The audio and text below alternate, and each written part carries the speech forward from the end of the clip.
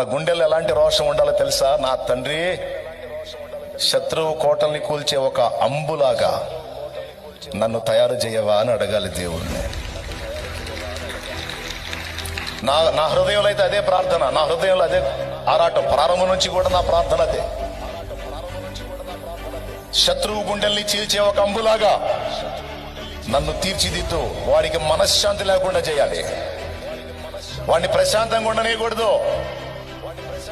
నన్ను ఎట్లా తీర్చిదిద్దుదావు నాకు తెలియదు, నన్ను నేను నీకు అప్పగించుకుంటున్నా ప్రభు అని నా దేవుడికి అప్పచెప్పుకున్నా. నా తండ్రి చాలా కార్యాలు చేశాడు, చేయబోతున్నాడు, ఇంకా చూస్తాడు.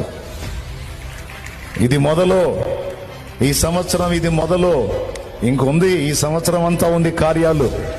కొట్టు, విశ్వాసంతో కొట్టు, కొట్టు. ఈ సంవత్సరం అంతా ఉంది. వాడికి ఆటే ఆట. ఎవడికి? లూసిఫర్ గాడికి. వాడు బాగా డిస్టర్బ్ చేశాడు నన్ను ఈ సంవత్సరం, బాగా కదిలిచ్చాడు అన్నాడు, బాగా రెచ్చగొట్టాడు, పిచ్చి లేపాడు నాకు. వాడికి ఎక్కిస్తాయిక దేవుడి శక్తితో. దేవునికి స్తోత్రం కలుగును గాక.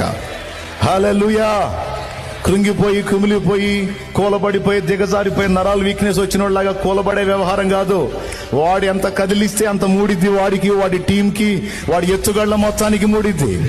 ఎందుకంటే నా దేవుడు రోషం గల దేవుడు, నా దేవుడు సర్వశక్తి గల దేవుడు. ఆయన పాదాలు పట్టుకుంటా వాడికి చేయాల్సింది వాడికి చేస్తా.